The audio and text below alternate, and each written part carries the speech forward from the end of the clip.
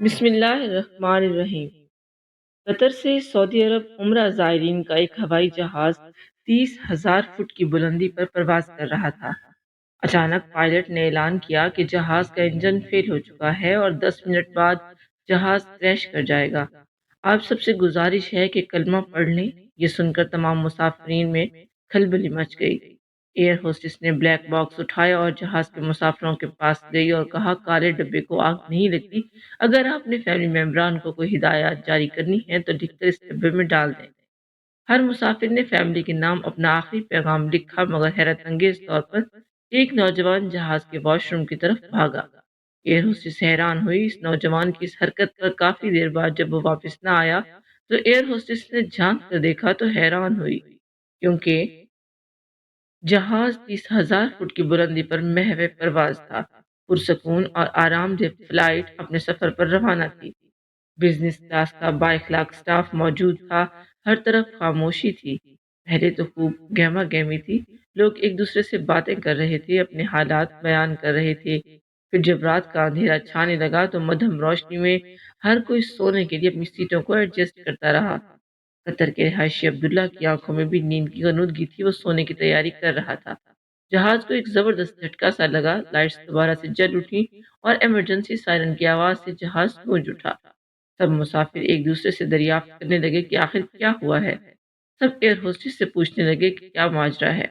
हमें आप कुछ बताएंगी? एयर होस्टेस ने कहा कि मैं कप्तान से राब्ते में हूँ।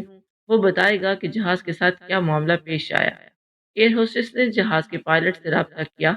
पायलट ने सब मुसाफिरों के सामने ऐलान किया कि जहाज का इंजन फेल हो चुका है और दूसरे इंजन में भी कोई खराबी मालूम होती है।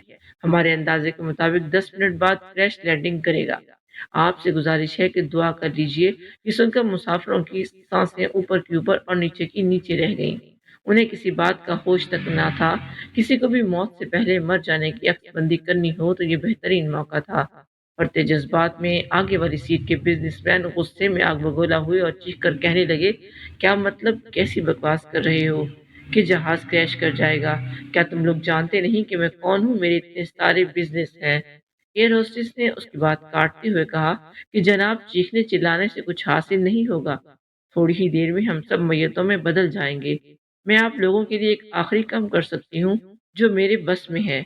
इसके अलावा मैं भी कुछ नहीं कर सकती। मैं भी तुम लोगों की तरह बस थोड़ी देर की ही मेहमान हूँ और बेबस हूँ। होस्टेस कुछ सोचते हुए अंदर दाखिल हुई और एक छोटा सा काला डब्बा लेकर आई। तमाम मुसाफिर उसे बड़े गौर से देख रहे थे कि ये क्या करने जा रही है। तो एयर होस्टेस ने कहा कि ये डब्बा, जिसको ब्लैक बॉक्स कहा जाता है, ये एक खास साख्त का डब्बा है, मगर धमाके में इस पर कोई असर नहीं होता। अगर आप सब लोग अपनी फैमिलीज, बिजनेस पार्टनर्स या फिर बैंकर्स को कोई आखिरी हिदायत जारी करना चाहते हैं या उनके नाम कोई खास पैगाम छोड़ना चाहते हैं तो एक कागज पर लिखकर डब्बे में डाल दीजिए। मलबे में से जब ये ब्लैक बॉक्स निकलेगा तो आपके घर वालों और रिश्तेदारों तक आपका आखिरी पैगाम पहुंच जाएगा। ये कहकर एयर होस्टेस ने तमाम मुसाफिरों को एक एक कागज और कलम थमा दिया। हर कोई अपनी फैमिली को आखिरी खत लिख रहा था। एक बूढ़ा मुसाफिर, उसने लिखना शुरू किया कि मेरे बेटे, मुझे माफ कर देना। मैं सारी जिंदगी तुम्हें बिजनेस के तरीके पढ़ाता रहा। इस दुनिया में कैसे तेजी से आगे बढ़ना है, तरक्की करना, मैं तुम्हें सारा बताता रहा, मगर अफसोस कि कभी नमाज अदा करने की तलकीन नहीं की, कुरान मजीद की एक सूरत भी पढ़ना ना सिखाई, ताकि तुम मेरी कब्र पर फातिहा ही पढ़ ले। बेटा, मुझे माफ कर देना, मैं तुम्हारा अच्छा बाप साबित ना हो सका। एक शौहर ने अपनी बीवी के नाम लिखा कि मुझे माफ कर देना कि मैं तुम्हारे हकूक अदा ना कर पाया। छोटी छोटी बातों पर तुम्हें मारना शुरू कर देता था, बिला वजह गुस्सा करता, और तुम थी कि दिन रात मेरी खिदमत में लगी रहती। अगर तुम मुझे माफ़ नहीं करोगी तो मेरा अल्लाह भी मुझे माफ़ नहीं करेगा। काश कि मैं तुम्हारे सामने ही अपने तमाम गुनाहों की माफ़ी मांग सकता, मगर ऐसा ना हो सका। किस्मत ने मुझे ये मौका ना दिया। मेरे बच्चों की ठीक से तरबियत करना, उन्हें अपनी तरह एक अच्छा इंसान बनाना, उन्हें उनके बाप की तरह ना बनाना जो अपनी बीवी से इंसाफ ना कर पाया। तीसरी सीट पर बैठा एक नौजवान अपने बाप के नाम खत लिख रहा था। बाबा, मुझे माफ कर देना, आप बार बार मुझे वापस बुलाते थे। आप मुझे देखने, मुझे मिलने के लिए बेकरार थे, मगर मैं ना आ सका। मगर आज जब आपके लिए मैं वतन वापस आ रहा था तो मुझे मालूम नहीं था कि ये मेरी जिंदगी का आखिरी सफर है, और वो भी अधूरा। बाबा, मुझे माफ कर देना और मेरे लिए मग़फ़िरत की दुआ करना। सब लोग खत लिखने में मसरूफ थे, वो खत लिखने में जल्दी कर रहे थे, उनके हाथ कांप रहे थे। उन्हें मालूम था कि उनके पास वक्त बहुत कम है। ये फ्लाइट कतर से सऊदी अरब उम्रा ज़ायरीन को लेकर जा रही थी। उन्हीं मुसाफिरों में एक मुसाफिर जिसका नाम अब्दुल्ला था, वो अपनी सीट से उठा और वॉशरूम की तरफ भागना शुरू किया। एयर होस्टेस इस नौजवान पर हैरान थी। दिल में सोचने लगी कि इसके पास बहुत कम वक्त है, हम सब के पास बहुत कम वक्त है, मगर इस मुख्तसर वक्त में ये वॉशरूम की तरफ भाग रहा है। घड़ी की सुई तेजी के साथ चल रही थी। जब काफी देर तक अब्दुल्ला वॉशरूम से बाहर न आया तो एयर होस्टेस ने उसमें झांक कर देखा, वो अंदर ज़ारो कतार रो रहा था। वो किसी के सामने रोना नहीं चाहता था, अकेले में ही रोना चाहता था। अब्दुल्ला वापस आया, अपनी आंसू साफ की और अपनी सीट पर बैठ गया। अब्दुल्ला पहले तो हैरान हुआ कि कोई अपने bank, insurance agent, business partners या फिर सियासी लीडर्स को खत क्यों नहीं लिख रहा। फिर उसने सोचा कि अभी हैरान होने का वक्त नहीं है। फिर जल्दी से अपना खत लिखना शुरू किया। घड़ी पर वक्त देखा जो जल्दी से गुजर रहा था। इन तमाम ऐलानात और हैरानगी में 2 मिनट वैसे ही गुजर चुके थे और बाकी 8 मिनट बाकी थे। अब्दुल्ला ने अपना खत शुरू किया। ए मेरे प्यारे अल्लाह साईं, मैं इस लम्हे सिर्फ आपके नाम ही खत लिखना चाहता हूँ। मुलाकात का वक्त बहुत करीब है। हमारे यहाँ ये रिवाज पाया जाता है कि जब कोई छोटा किसी बड़े से मिलने के लिए जाता है तो कोई तोहफा नजराना, कोई हदिया लेकर जरूर जाता है। आप बड़े हैं, बेनियाज हैं, आपको किसी हदिया या तोहफे की क्या जरूरत, मगर मैं बंदा होने की हैसियत से कुछ तो पेश करूंगा।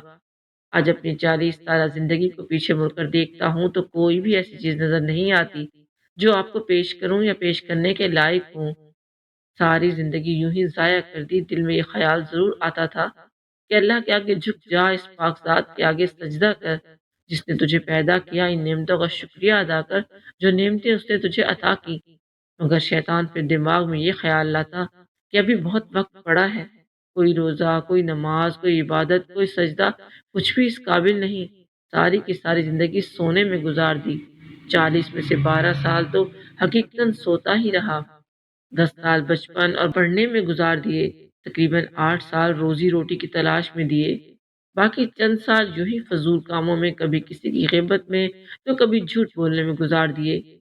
आगे से आगे बढ़ने के शौक में कभी ऐसा वक्फा भी नहीं आया कि पीछे मुड़कर देख सकूं कि तेरे साथ क्या ताल्लुक बनाया, कैसा ताल्लुक बनाया।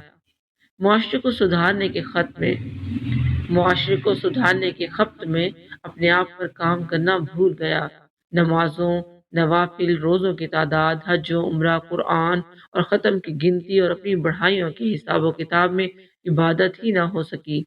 कभी ना हार मानने के अज़्म में तेरे सामने भी सरेंडर ना किया। अल्लाह, आज तू मुझे बचा ले। वो लम्हात जो तेरे जिक्र में कटने थे, वो टीवी ड्रामों और खेल कूद में गुजर गए। जो तेरी यादों और दुआओं में लगने चाहिए थे, वो फेसबुक, सोशल मीडिया में गुजर गए। जब वक्त कुरान पाक की तिलावत और उसको समझने में लगना था, वो गेम ऑफ थ्रोन में खा गया। इसके साथ तस्वीरें, उसके साथ तस्वीर, इस जगह का विजिट, वहाँ की सैर, बस यूं ही जिंदगी गुजारता रहा। ऐ अल्लाह, मेरे मालिक, इसमें सवार तमाम बंदों में फकत मैं ही बदतरीन मखलूक हूँ तेरी, और तू मेरा बेहतरीन खालिक। अगर ये आफत कोई अजाब है तो मुझे 100% यकीन है कि ये आफत मेरी वजह से आई है। आज जिस सारे तेरे हजूर इबादतें लेकर आ रहे हैं, मेरे पास सिवाय निदामतों के और कुछ नहीं। मेरा दामन खाली है। मैं आज अपने जुर्म का इकरार करता हूँ। मैंने बहुत बड़ा शिर्क किया। मैंने अपनी ज़ात को बंदगी और तेरे बीच रख दिया। मेरी अना, मेरे तमाम कारनामे, मेरे नॉवेल्स, मेरे किस्से, ये सब शिर्क नहीं तो और क्या है। नाम तेरा लेता रहा और मोहब्बतें किसी और से।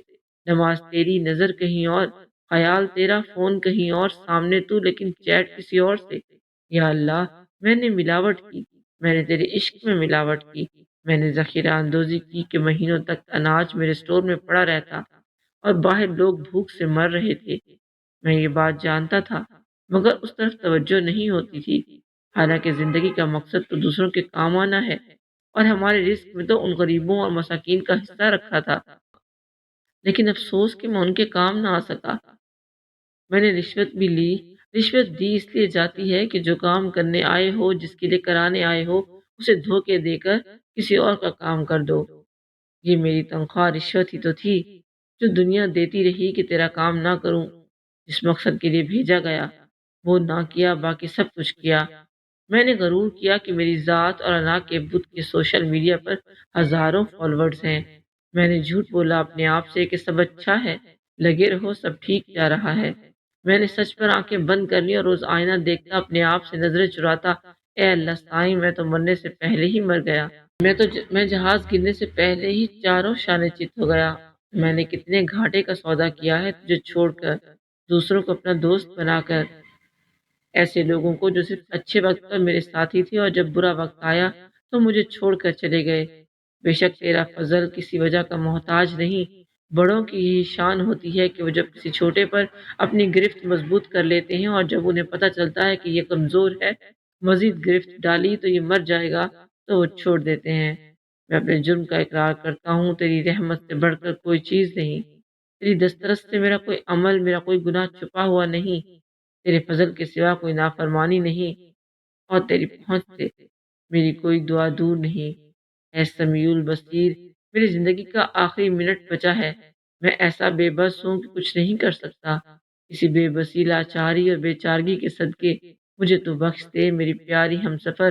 اب میں چلتا ہوں، میرے بچوں کا خیال رکھنا، انہیں اچھا عبداللہ بنانا۔